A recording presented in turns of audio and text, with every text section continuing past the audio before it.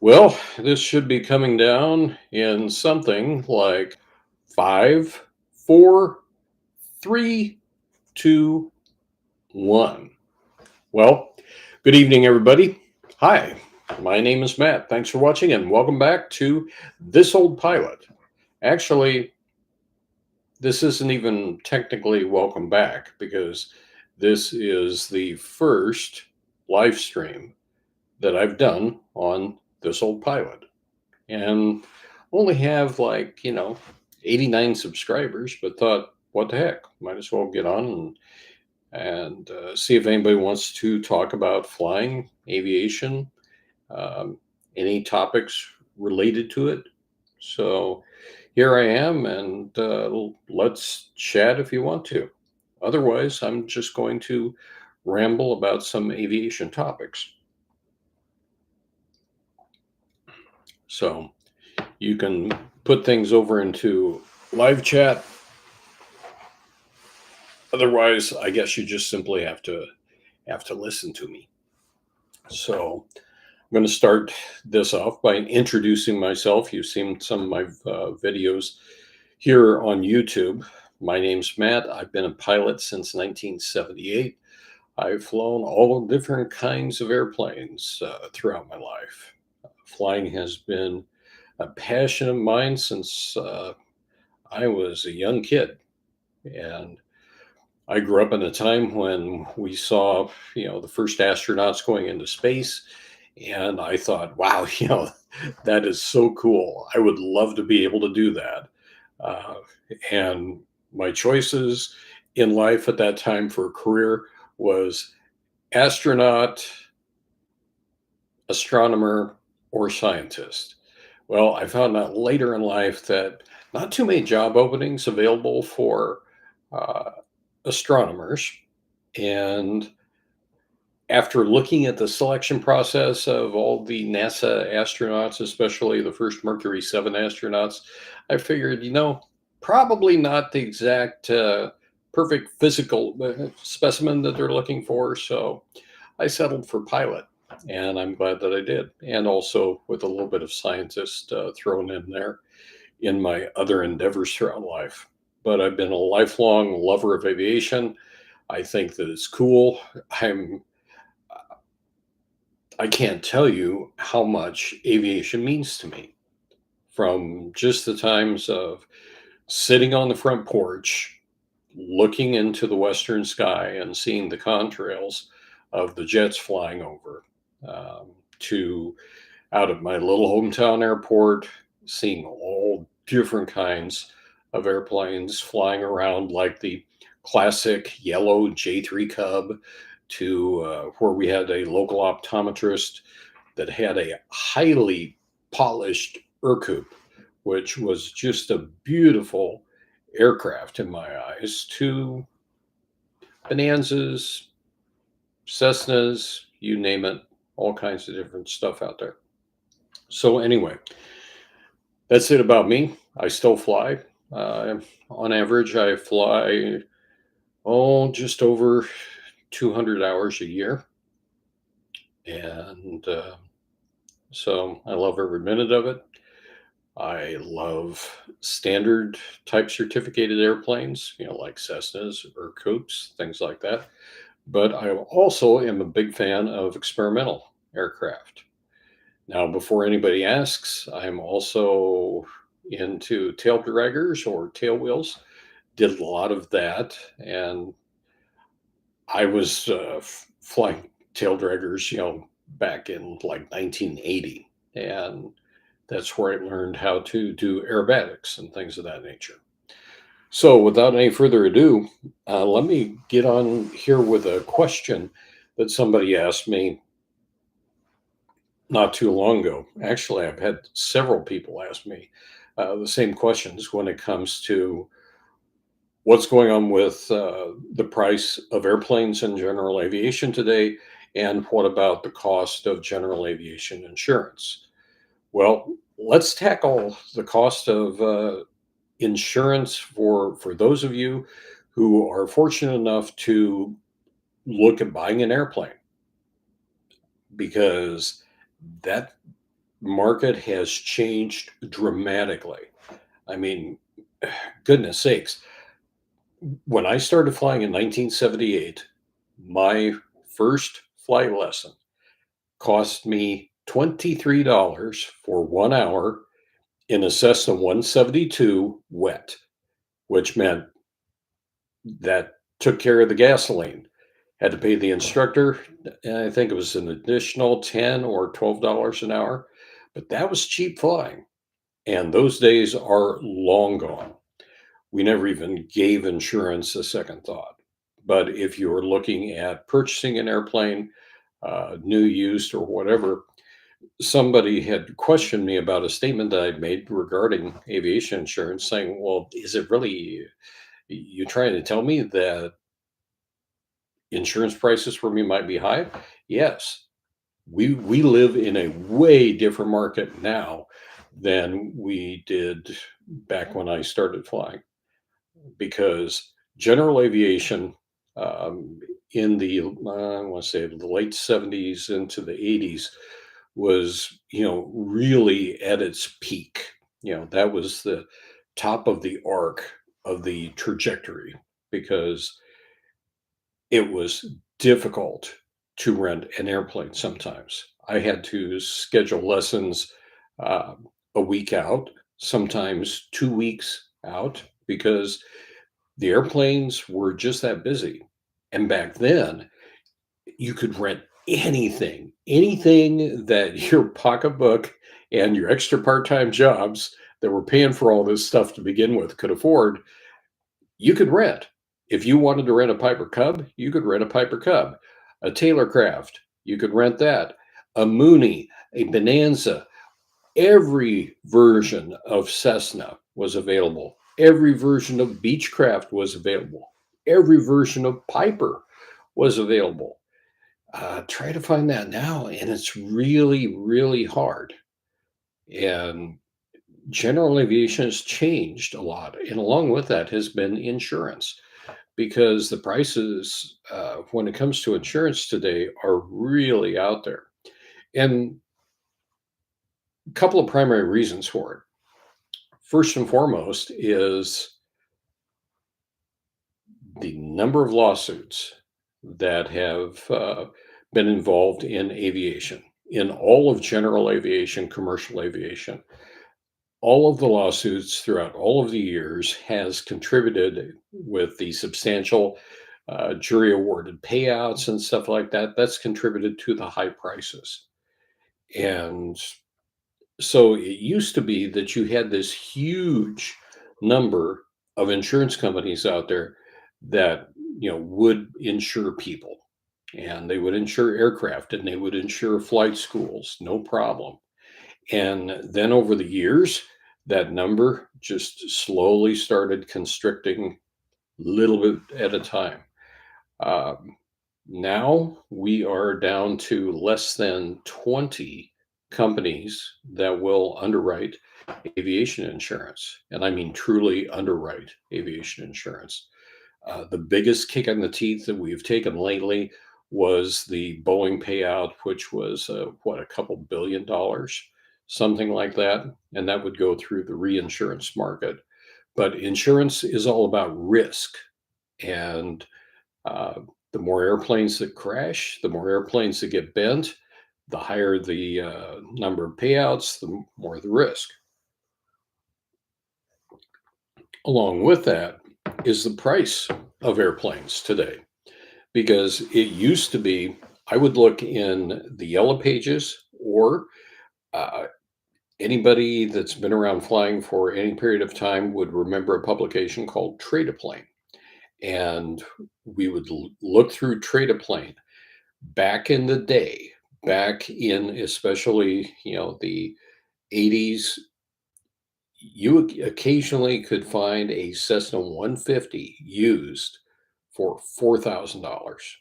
You could find a Piper Cub or an Air Coupe, or Coupe, I should say, for $4,000 or $5,000. Cessna 172s could be had for $7,000 on the used market. Not anymore. Cessna 172s, uh, back from the 1960s are sometimes selling in excess of $100,000. $100,000. Now, I know somebody that I believe it was 2019, purchased a early 1960s Cessna 172, bought it for, I want to say, right around 21 or $22,000. Turned around 2 years later and sold it for $60,000 because the market changed for a variety of reasons. We had this global pandemic going on. We had people being scared, people looking to buy into hard assets, and that has changed the market. And that extends all the way into experimental aircraft. So the price of insurance has gone up to the point where that really needs to be factored in when it comes to you even thinking about purchasing an airplane, because the way that an underwriter will look at it is, what is your pilot experience? What ratings do you have? How many hours do you have? How many hours in that type and category do you have in total? If you're a new student out of the block that just became a private pilot, and let's say that you can afford a Cessna 172 from, like, oh, I'll pick a year, 1963. Could you get insurance for that? Chances are yes. Chances are yes. However, if you were buying a brand new Cessna 172, your chances go downhill precipitously, because new 172s are a $500,000 or more, depending on how they're loaded up with avionics. So it's all about risk. And I know this because um, in the past, fair disclaimer, in the past, because of a job that I had to have way back in the day, I had to basically become an insurance agent. So I was licensed in my state to sell life insurance, accident and health, um, you name it, commercial insurance, vehicles on automobiles, inland marine policies, all that sort of thing. So I do know a little bit about insurance, but I speak on a fairly regular basis to some aircraft underwriters and kind of got a good idea on what they like to see and what they don't care to see. So, first thing is, the more that you fly, the better off you are. But let's get back to the basics. First of all, make sure that you have all your ducks in a row. Make sure that you have the pilot certificate for what it is that you're looking to purchase. And today, a very big thing that can help to reduce your rates, something that insurance companies and underwriters really want to see, an instrument rating. They really want to see that. The more ratings you have, the better. But the instrument rating is a real big one for the insurance companies, because that shows a certain level of proficiency all the way around. Back in my day, obtaining an instrument rating was a very difficult task. Now, I understand it's changed a little bit over time, but we used to have the PTS standards. Now we have what, the ACS standards. The way that I obtained my certificates back in the day, you will not have to go through some of those processes, because I was introduced, as an example, I was introduced into spin training when I was going for my private pilot license. Today, you only need spin awareness training if you're going to become a CFI, according to the current regulations. So a lot's changed over the years, but insurance companies really, really, really like to see that instrument rating. If you have a commercial ticket, even better. If you have additional ratings such as multi engine, glider, rotorcraft, They like to see that. And if you're a CFI, extra bonus points.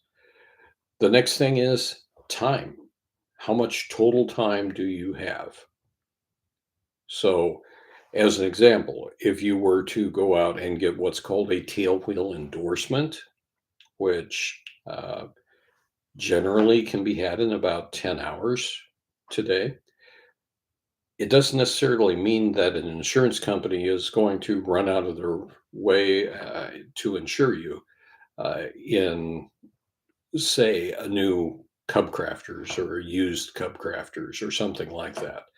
And it's all because of risk. Flying a tailwheel, a conventional wheeled airplane, is not exactly the easiest thing in the world, despite what everybody will tell you. They'll go, oh, they're a piece of cake, or they'll flip to the other side and say, oh, that technology's so old, that's why we went to tricycle gear. Well, it's all about pilotage, folks. And the more time that you have flying a tailwheel, I'll tell you one thing. In my personal experience, flying a tailwheel aircraft did so much to improve my landings back in the day, especially my night landings. Never made the correlation initially, but it did come up.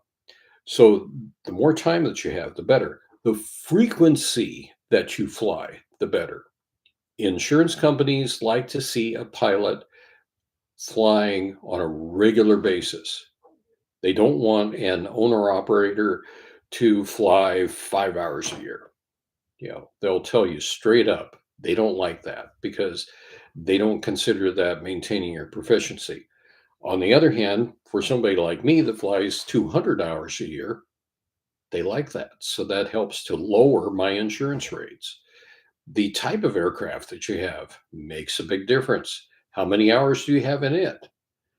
And what kind of engine is in it? Now, in your standard Cessnas, Cherokees, Bonanzas, Ercoups, you're dealing with either a Continental or a Lycoming engine, right? The insurance companies have a lot of experience with that.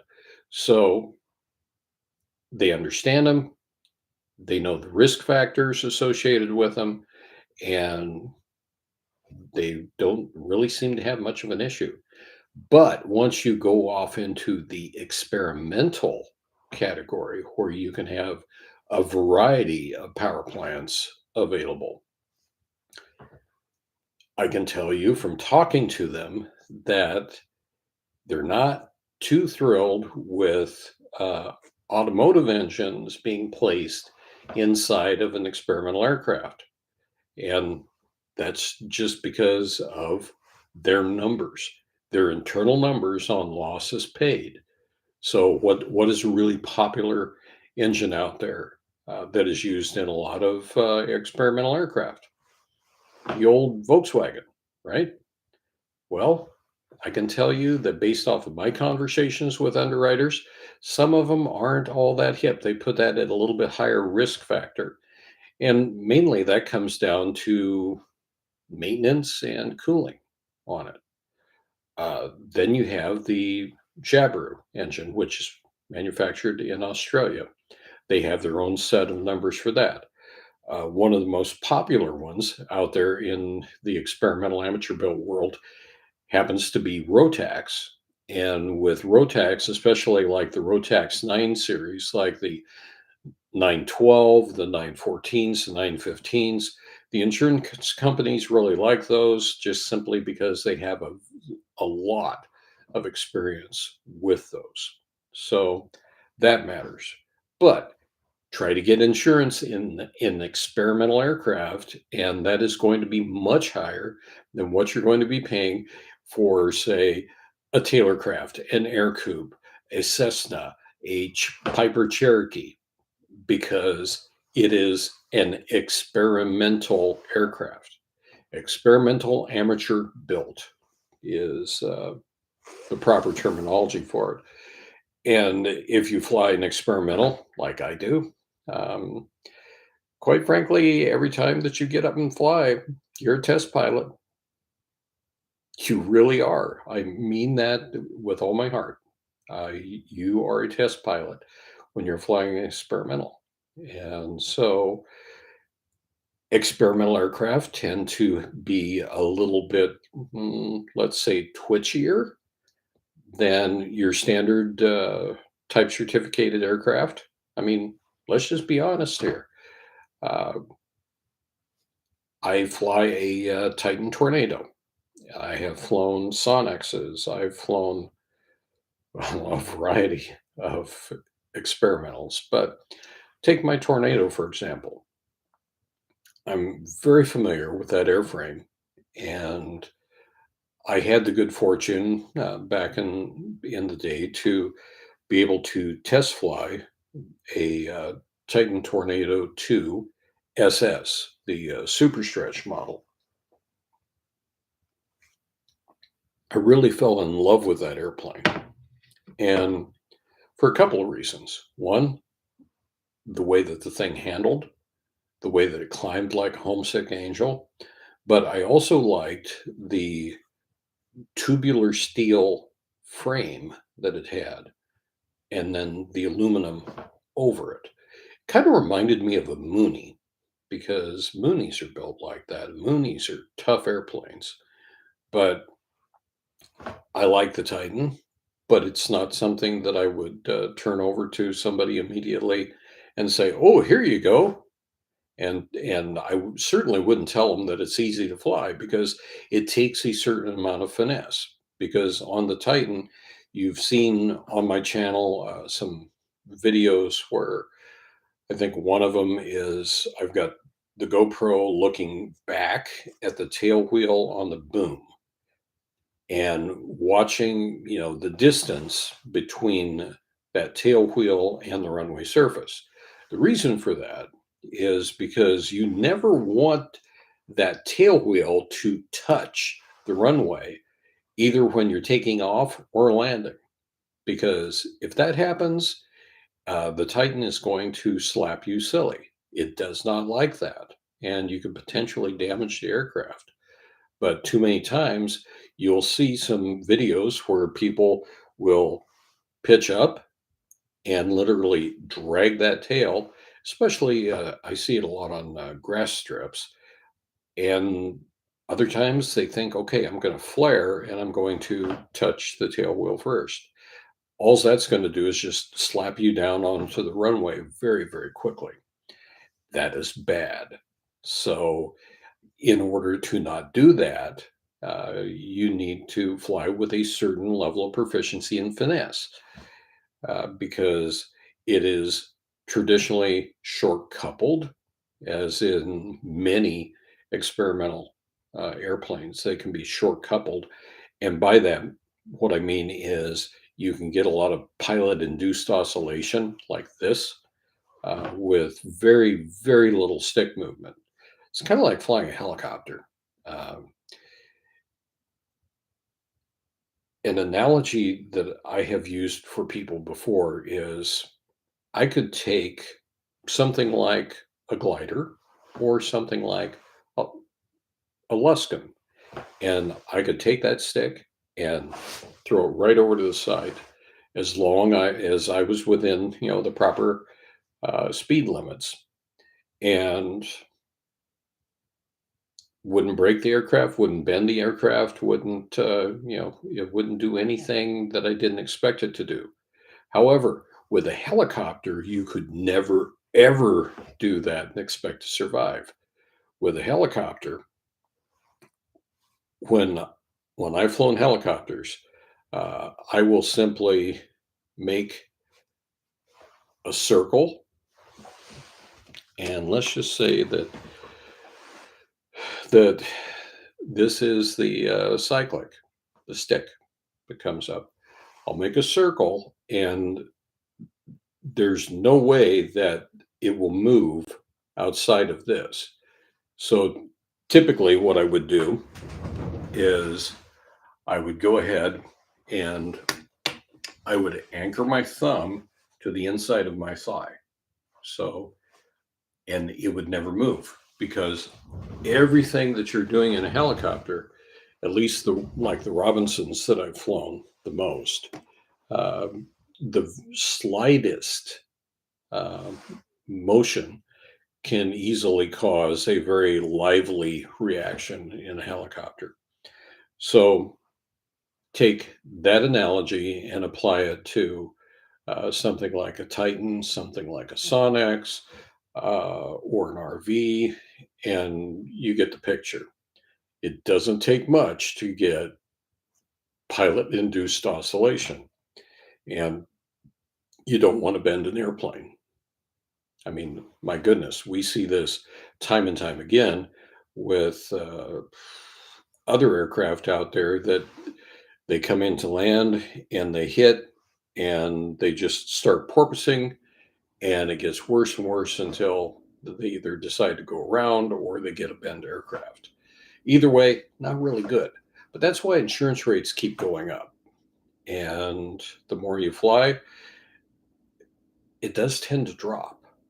So my insurance premiums went down this year, but a big reason for that is because I fly 200 hours a year. And even flying an experimental like the Titan,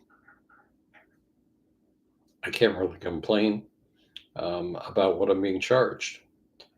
And when I owned a Luscombe, you'll see some videos on the channel of me flying the Luscombe 8A, which I wish today that I still had that airplane because I miss it. That Luscombe was the cheapest airplane that I have ever owned to operate. I'm not kidding. Even though the Luscombe has a kind of a well-deserved reputation for being a pilot's airplane, meaning that it can get a little bit cantankerous at times, so it doesn't tolerate fools well, and all that sort of thing. My insurance on that was quite reasonable. I want to say it was right around $900 for a year, and considering what I had it insured for and everything else, I thought that was good. So just a little bit on insurance. And if you doubt me, all you have to do is contact a broker, or better yet, get a hold of a company directly. You want to know the true cost of what it is. Know your hours, because they're going to ask you, okay, how many hours do you have? What kind of certificates do you have? What kind of endorsements and all this sort of thing? Know your hours and just pick something off of your favorite aviation website like Barnstormers or Trade a Plane or Controller.com. Anybody like that. Pick an N number of, say, a Cessna 150 or 172 in the year that you're looking to purchase, and get yourself a pre-quote. See how much that it would cost for you to insure that airplane. You might be really, really shocked. And I tend to deal directly with an underwriter instead of an insurance agent, because insurance agents, they have to make a commission. And right now, when they take your application, they're essentially just going to blast it out to about a dozen true underwriters, and they're going to get various quotes back. Those quotes can vary a lot. I like to stay loyal to a company because that helps me down the road. The company gets familiar with you. You know, they reckon, especially when you're dealing with like the same underwriter, you recognize their voice, they recognize you. Uh, and for me, it's worked out well. But there you have it. So, with that said, this is a test, very first live stream, and I'm not going to bore you anymore. But thanks for tuning in, and be safe out there. So, we'll see you later. Good evening.